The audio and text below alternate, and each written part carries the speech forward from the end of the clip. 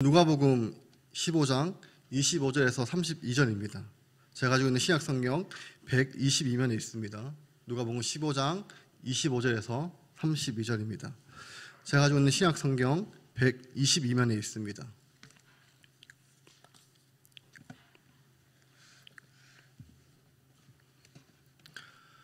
제가 먼저 읽겠습니다. 맏아들은 밭에 있다가 돌아와 집에 가까이 왔을 때 풍악과 춤추는 소리를 듣고 대답하되 당신의 동생이 돌아왔음에 당신의 아버지가 건강한 그를 다시 맞아들이게 되므로 인하여 살찐 송아지를 잡았나이다 하니,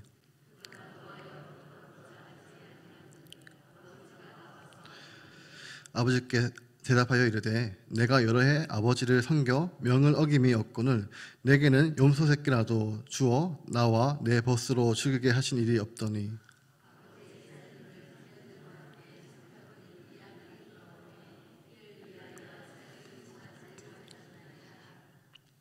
아버지께 이르되 예 너는 항상 나와 함께 있으니 내 것이 다 내 것이로되 이 동생은 죽었다가 살아났으며 내가 잃었다가 얻었기로 우리가 즐거워하고 기뻐하는 것이 마땅하다 하니라.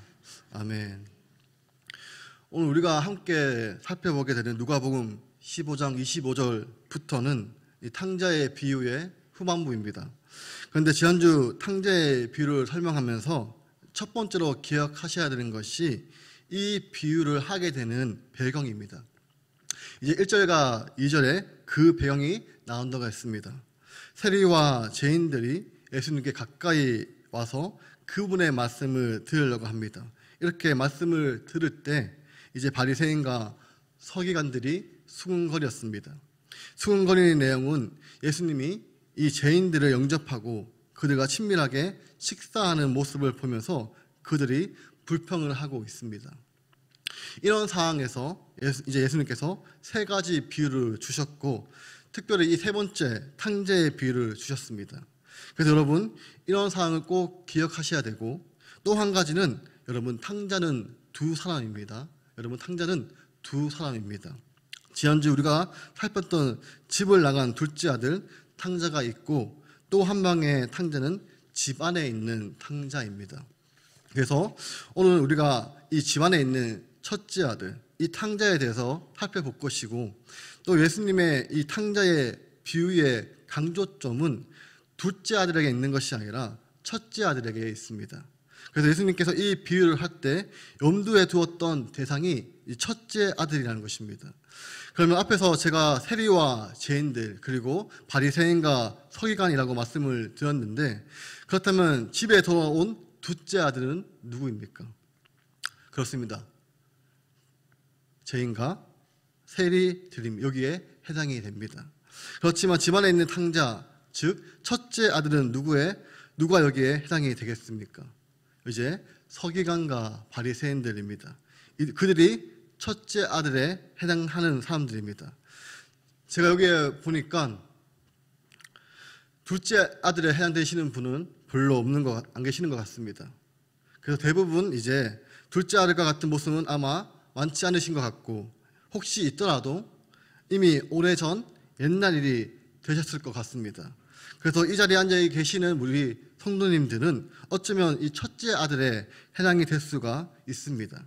그렇다면 오늘 본문은 말씀을 통해서 결국 첫째 아들이 아버지를 향해 분노하고 있는데, 첫째 아들이 왜 분노하고 있나, 그리고 분노하고 있는 아들에게 이제 아버지가 들려주시는 말씀은 무엇인가 하는 것을 우리가 살펴서 이제 첫째 아들의 문제는 무엇이고 예수님은 그를 어떻게 도와주고 계시는가 하는 것을 함께 살펴보려고 합니다. 이제 25절을 보시면 첫째 아들이 등장을 합니다. 첫째 아들이 등장하는데 중요한 것은 그가 어디에 있었는가입니다. 지금 첫째 아들은 어디에 있습니까? 밭에 있다가 돌아와 집에 가까이 왔을 때, 이렇게 25절은 시작을 하고 있습니다. 여러분 지금 첫째 아들이 밭에 있습니다. 그런데 둘째 아들은 어디에 있었습니까? 아버지의 유산을 받아서 먼 나라로 갔습니다. 이제 둘째 아들은 먼 나라에 가서 이 아버지의 유산을 허랑방탕하게 사용했습니다. 그렇지만 첫째 아들은 어디에 있었냐면 정말 아버지를 떠나지 않고 아버지 밭에서 성실하게 일하고 있습니다. 그래서 오늘날로 하면 아버지 회사에서 성실하게 그는 일을 하고 있었습니다. 그러니까 첫째 아들은 어떤 아들이었나? 참 모험적인 아들이었고 우리가 볼 때는 착한 아들이었습니다. 모험생이고 착한 아들이라는 것입니다. 그런데 그 아들이 이제 집에 가까이 왔을 때 이 풍악과 춤추는 소리를 들었습니다. 그래서 26절을 보시면 한 종을 불러서 질문을 합니다. 이렇게 이것이 도대체 무슨 일이냐? 그러니까 27절을 보시면 이제 종이 답을 하는데 두 부분으로 답을 합니다. 첫 번째 내용은 당신의 동생이 돌아왔습니다. 이제 정확한 기간이 알 수 없지만 아마 몇 년의 시간이 흘렀는 것 같습니다. 그래서 당신의 동생이 돌아왔습니다. 이것이 첫 번째 내용이고 두 번째는 아버지의 반응입니다. 그래서 27절 후반절을 보시면 살찐 송아지를 잡았습니다. 그 당시 최고의 잔치 음식이었던 살찐 송아지를 잡았습니다. 왜냐하면 이유가 나오는데 당신의 아버지가 건강한 그를 다시 맞아들이게 되었기 때문이라고 말하고 있습니다. 정리를 하면 지금 당신 아버지가 낳았던 둘째 아들을 건강하게 다시 맞아들이게 되었기 때문에 지금 아버지는 살찐 송아지를 잡았다라고 이제 종이 보고를 하게 됩니다. 이제 만약에 여러분 같으면 첫째 아들이라고 생각을 하시고 어떤 반응을 하실 건가요? 여러분 같으면 이야 내 동생이 왔냐면서 잔치집을 향해 달려가서 동생을 향해 품에 안는 쪽이십니까? 아니면 이게 무슨 말이냐라고 하면서 왜 잔치냐? 저놈이 잘한 것이 뭐가 있다라고 무슨 잔치야라고 여러분은 어떻게 반응을 하실 건가요?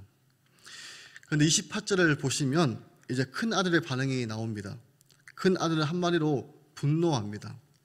두 가지 동사가 나오는데 하나는 분노입니다. 두 번째는 거부를 합니다. 무엇을 거부하냐면 그 잔치에 참여하는 것을 그는 거부를 합니다. 큰 아들은 분노하고 잔치 가는 것을 거부합니다. 그런데 이제 대조적으로 아버지가 어떻게 하나? 여러분 지금 잔치를 한번 생각해 보시기를 바랍니다. 잔치가 시작하고 있습니다. 그런데 아버지가 있고 이제 둘째 아들이 있습니다. 그리고 사람들이 막 기뻐합니다. 그러면 동네 사람들이 또 잔치에 참여하는 손님들이 누구를 기다리겠습니까? 큰 아들을 기다립니다. 첫째 아들이 와야지 이 잔치가 완성이 되기 때문입니다. 이제 첫째 아들이 왔다는 소식을 들었습니다. 그런데 첫째 아들이 잔치에 들어오지 않는 것입니다. 잔치에 들어오지 않습니다. 그러면 아버지가 얼마나 당황하겠습니까? 그리고 잔치에 온 손님한테는 뭐가 되겠습니까? 이제 아버지가 손님한테 양해를 구하고 나오는 것입니다. 이제 아버지가 나와서 무엇을 하냐면 28절에 아버지가 나와서 이 건한대라고 되어 있습니다. 그런데 이것을 문자적으로 해석을 하면 간청하는 것입니다. 그런데 시제가 미완료 시제이기 때문에 계속의 뜻이 담겨져 있습니다. 그래서 아버지는 큰 아들을 꾸중하거나 뭐라고 하지 않고 계속해서 아버지는 간청을 하고 있는 것입니다. 마음을 돌려서 잔치에 참여하고자 간청하고, 그래서 쉬운 성경을 보시면 달랬다라고 되어 있고 현대인의 성경을 보시면 사정했다라고 번역을 하고 있습니다. 그래서 지금 아버지는 큰 아들을 달래고 있습니다. 그리고 사정을 하고 있습니다. 그런데 이제 29절과 30절 보시면 큰 아들의 답변이 나옵니다. 어쩌면 오늘 본문에 제일 중요한 할 수가 있는데 큰 아들이 이렇게 이야기를 합니다. 먼저 큰 아들의 자기 이해입니다. 자기가 볼 때 나는 누군가라는 것입니다.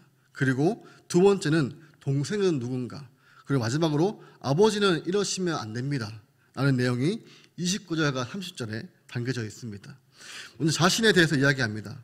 내가 여러 해 아버지를 섬겨 명을 어김이 없었습니다. 여러분, 지금 큰 아들은 아버지한테 당당하게 이야기를 합니다. 나 오는 해 동안 아버지를 섬겼습니다. 그리고 우리 성경에는 빠져 있지만 여기에 결코 명을 어김이 없었습니다 라고 되어 있습니다. 그래서 결코 나 아버지 명령 어긴 적이 없습니다. 이렇게 첫째 아들이 아버지한테 이야기를 합니다. 그런데 이것을 원문으로 보시면 이런 표현이 나옵니다. 시작할 때 보소서라고 시작을 합니다. 보십시오. 아버지를 향해 보십시오. 우리 성경에는 아버지라고 되어 있지만, 아버지를 섬겼다고 되어 있지만, 이것도 원문을 보시면 아버지를 아버지로 여기지 않고 상전으로 여기고 있습니다. 그래서 큰 아들은 아버지를 보고 아버지라고 부르지 않습니다. 보십시오. 내가 여러 해 동안 당신을 섬겼습니다. 그리고 결코 당신의 명령 어긴 적이 없습니다. 이게 바로 나입니다. 나. 아버지에게 자신에 대해서 이야기를 합니다. 이제 30절 보시면 동생에 대해 이해가 나옵니다.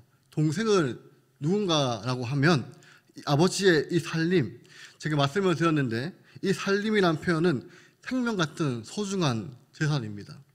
아버지의 생명 같은 소중한 재산, 창녀들과 함께 삼켜보낸 이 아들, 여러분 동생은 누구입니까?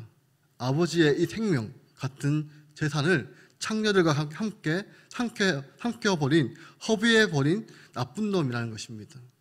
그런데 우리 성경에도 이 부분이 빠져 있는데, 우리 성경은 아들이라고 되어 있지만 원문으로 보시면 당신의 아들이라고 표현되어 있습니다. 그 아들이 돌아왔는데 당신 지금 환영하고 있는데 이 아들 누군지 알고 있지 않습니까?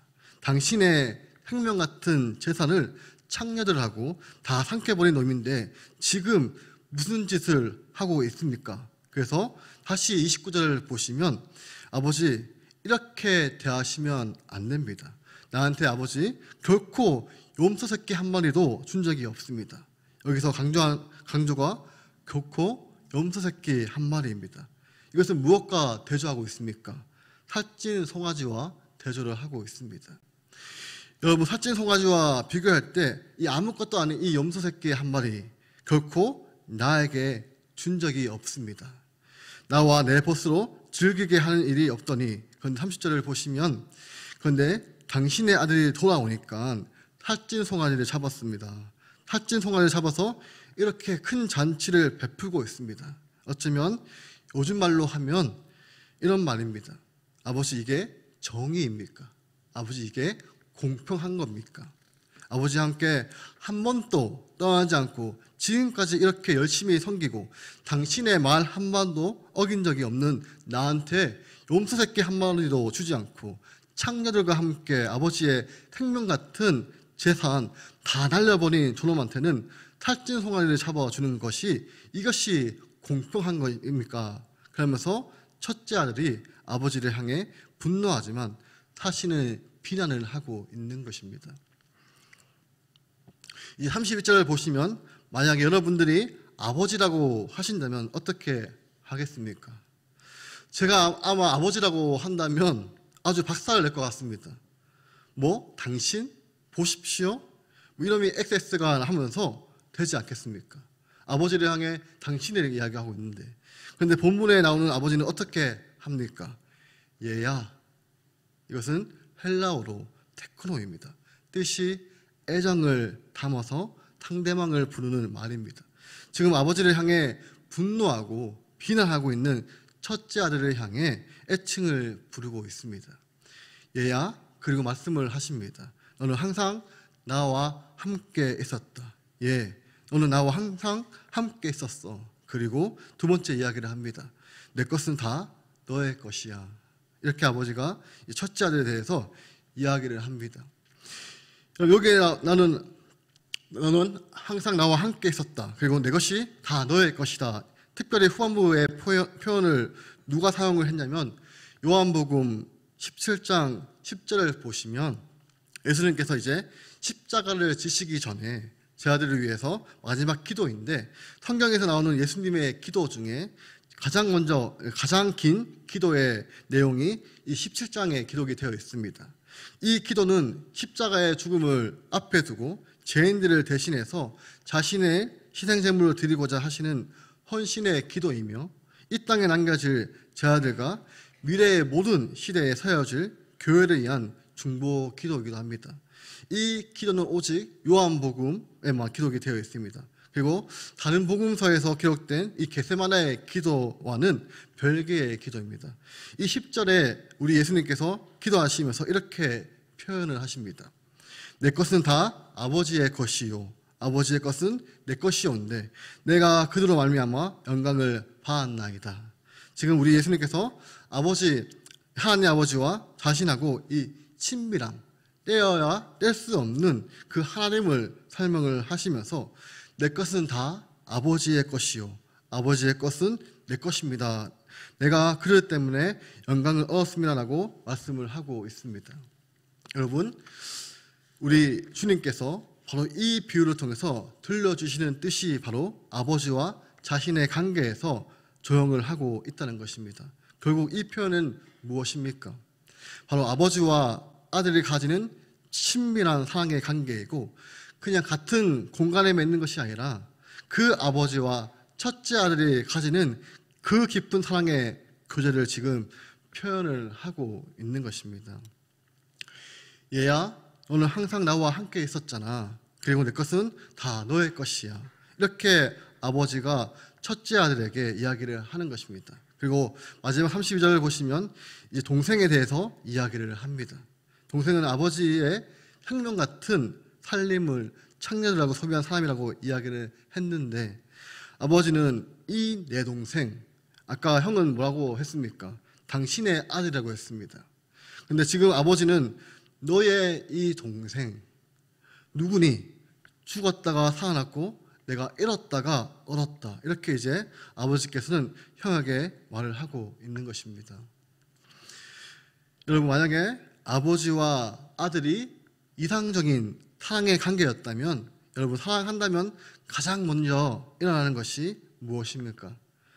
먼저 많은 시간을 함께 보냅니다. 그리고 아버지가 하는 일을 아들이 보게 됩니다. 그리고 아버지가 살아가시는 모습을 보시면서 아버지의 마음이 어떠했는지 사랑하는 아들은 알게 됩니다. 어쩌면 이상적인 관계였다면 첫째 아들은 아버지가 자기에게 사랑을 베푸고 또 사람들에게 사랑을 베푸는데 이 아버지의 얼굴에는 항상 그늘이 있었다는 것을 발견했을 것입니다. 여러분, 결국 누구의 마음이겠습니까? 집을 나간 둘째 아들에 대한 아버지의 마음이 언제나 있다는 것을 어쩌면 다른 사람들은 몰라도 첫째 아들은 아마 알았을 것입니다. 그래서 정말 그 동생이 돌아왔다는 소식을 들었을 때 아버지가 잔치를 열었다면 다른 사람들은 아니 저놈한테 무슨 잔치야 라고 베푼다고 이야기할지는 모르지만 첫째 아들은 그 잔치를 여는 아버지의 마음을 이해하면서 이야, 정말 아버지가 이렇게 기다렸던 소원했던 일이 드디어 이제 이루셨네 하면서 아버지와 함께 동생을 부르켜 안고 기뻐하는 것이 이상적인 모습이지 않겠습니까? 여러분, 지금 예수님께서 이 비유에 나오는 아버지를 통해서 비난하고 있는 형에 표현하고 있는 서기관과 바리새인 같은 사람들에게 이야기를 하는 것입니다. 내 동생은 죽었다가 살아났고 내가 잃었다가 얻었으니 우리가 죽어하고 기뻐하는 것이 마땅하다. 여러분, 이 말씀은 우리 자신에게 주는 말씀이라고 받기를 여러분 간절히 소망합니다. 이제 우리 다시 첫째 아들이 왜 분노했을까요? 큰 아들의 잘못은 도대체 무엇이었을까요? 그리고 예수님께서 이 아버지의 비유를 통해서 바로잡고 싶었던 강조점, 즉 핵심이 무엇이었을까요? 우리 29절 다시 한번 보시면 여기에 인상적인 표현이 나오는데 첫째 아들이 내가 여러 해 아버지를 섬겨 명을 어김이 없거늘 여기 내가 섬겨라는 표현이 나옵니다. 이것은 헬라어 원문으로 보시면 이것은 종을 보고 두유어라고 합니다. 즉 노예입니다. 그러니까 지금 종으로 섬겼다는 것입니다. 내가 모든 시간 아버지를 종처럼 섬겼습니다. 그래서 영어 성경을 보시면 내가 오랜 시간은 아버지를 노예처럼 섬겼습니다라고 되어 있습니다. 이것이 첫째 아들의 고백입니다.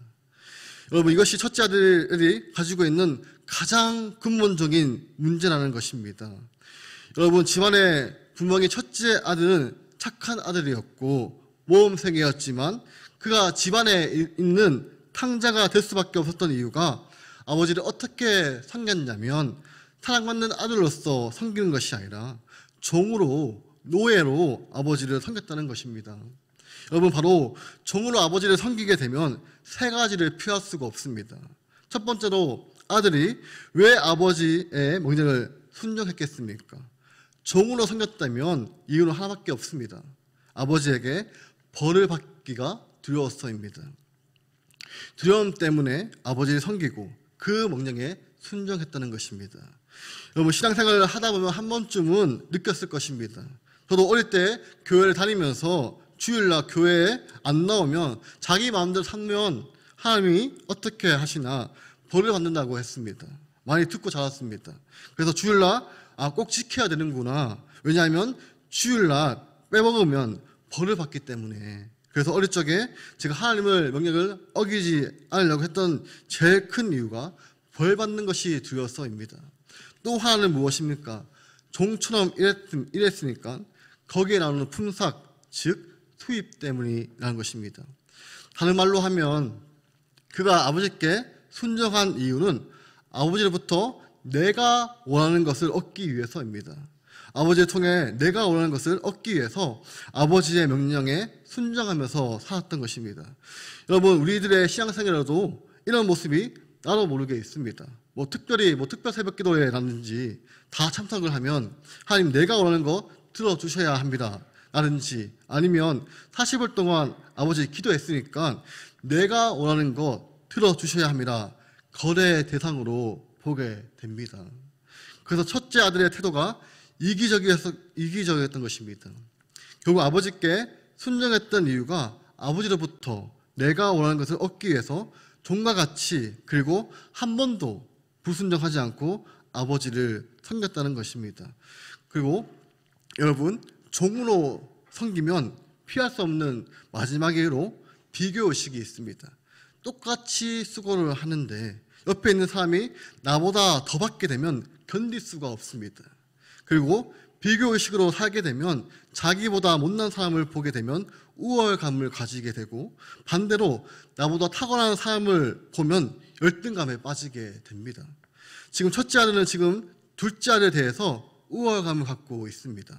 지금 그가 우월감을 가지고 있기 때문에 아버지로부터 최소한 동생보다 더 좋은 대접을 받는 것이 당연하다라고 생각을 했는데, 그에게 돌아온 것은 동생이 더 아버지로부터 환대를 받고 있는 것입니다. 그래서 첫째 아들은 분노할 수밖에 없었습니다. 바로 이 첫째 아들, 여러분, 아버지를 섬기는 것을 종처럼 결국 두려웠기 때문에, 이기심 때문에, 비교의식 때문에 아버지를 섬겼기 때문에 그는 어떻게 되었냐면, 아버지가 동생을 환대하는 모습을 보면서 자기보다 더 잘해준 것처럼 보이니 그의 분노는 폭발할 수밖에 없었습니다. 그런데 예수님께서 교훈하신 것이 무엇입니까? 얘야, 너는 항상 나와 함께 있었고 내 것은 너의 것이다. 여러분, 이 말의 뜻이 무엇입니까? 너는 나의 사랑받는 아들이라는 것입니다. 너는 나의 사랑받는 아들로서 항상 살아왔다. 그 아들의 영광, 그리고 그 아들의 특권을 가지고 즐거움과 기쁨을 누리면서 너 살아야 돼. 이렇게 예수님께서 교훈을 주고 있습니다. 제가 이번 설교를 준비하면서 이 팀켈러 목사님의 탕부 하나님이라는 책이 있습니다. 사진 좀 띄워주시기 바랍니다. 이 팀켈러 목사님의 이 탕부를 하나님에게 적용을 해서 탕부 하나님이라는 책을 쓰게 되었습니다. 그리고 여기서 말하고 싶은 것은 모든 것을 허비하는 탕자에게 바로 하나님의 그 사랑을 허비하시는 분, 여러분, 허비한 인생한테 하나님의 사랑을 허비할 정도로 베풀어 주시는 분이 바로 성경에 기록된 하나님이다. 그 이야기를 하면서 이제 첫째 아들에 대해 이야기를 하고 있는 것입니다. 이제 첫째 아들의 분노의 이해는 교회를 열심히 봉사하시는 분들, 또 중고등부 때 정말 열심히 교회에 나와서 이제 성경 공부하고 찬양 연습을 날마다 열심히 하고, 또 부서에서 정말 많이 섬기는 친구들 중에 또 지금 앉아있는 우리 성도님들 가운데도 있을 수 있습니다. 근데 여러분, 이렇게 하면 학교 성적이 잘 나올까요? 잘 나오지 않습니다. 그러다 보면 이제 친구들은 좋은 대학에 가는 것을 보면서 정말 어떻게 보면 하나님과 상관없이 살았던 사람들은 승승장구하고 있는데, 나는 도대체 이게 뭔가? 또 교회 생활을 하면서도 적당히 깨를 부리면서 살았던 친구들은 다 지금 잘 살고 있는데, 나는 도대체 이것이 무엇인가 하면서 마음속에 하나님한테 이렇게 이야기를 합니다. 하나님, 이것이 정의입니까? 하나님을 위해서 모든 것을 헌신하면서까지 했는데 나한테 이러한 초라한 현실이 주어지고 적당히 거리 두면서 어쩌면 자신의 욕망을 위해서 살았던 사람들한테는 저렇게 풍성한 삶의 결과로 주는 것이 공평한 것입니까? 내가 볼 때는 참 인격도 그렇고 아주 이기적이고 자기밖에 모르고, 그래서 교회에 올 때 소위 잔머리를 굴리는 것을 자기만 모르고 상대방은 우리는 다 알고 있는데 항상 자기만 위해서 살고 있는데 하는 일마다 다 잘 됩니다.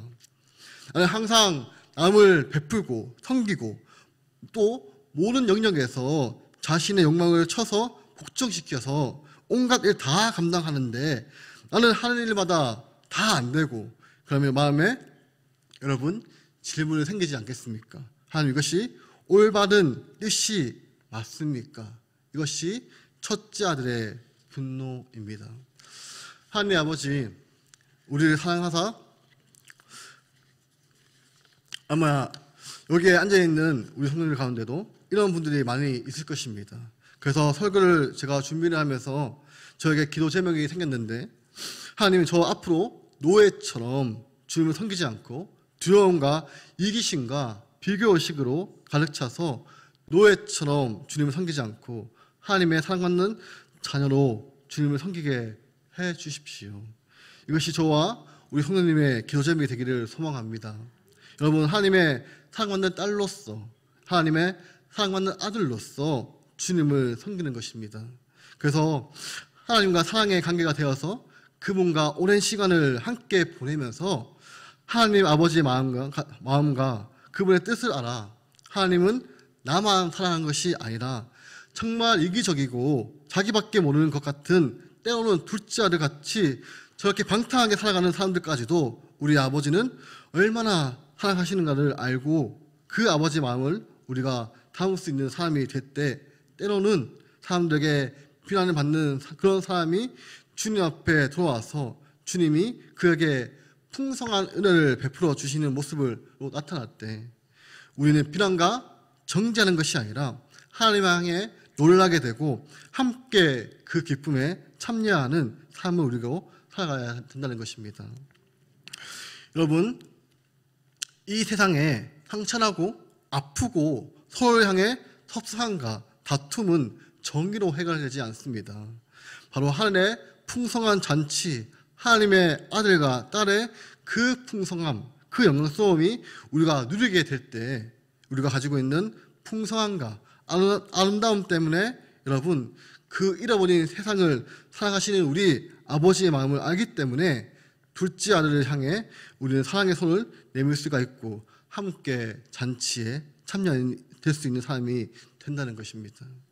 그래서 여러분, 때로는 우리에게 아픔을 주었던 사랑까지도 끌어안으면서 이 땅에서 함께 하나님 나라를 맛보며 세워가는 우리 성도님 되시기를 주님의 이름으로 축원합니다.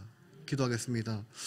하나님 아버지, 우리 종처럼 섬기는 것이 아니라 사랑받는 아들과 딸로 섬기게 하시고 하나님과 많은 사랑의 교제를 나누면서 하나님 아버지 마음을 이해해서 잃어버린 사람들까지도 하나님의 사랑을 베풀 수 있는 우리들의 삶이 되게 하여 주시옵소서. 감사드리며 예수님의 이름으로 기도드립니다. 아멘. 이제는 주 예수 그리스도의 은혜와 하나님의 사랑하심과 성령님의 교통하심이 종이 아니라 사랑받는 아들과 딸로 우리 하나님 아버지를 섬기고 하나님의 풍성함을 우리 마음에 담아 우리 주변에 잃어버린 영혼들을 주님의 마음으로 찾고 용서하고 품고 살아가며 살아가는 우리 구미동교회 성도 위에 영혼처럼 함께 있을지어다. 아멘.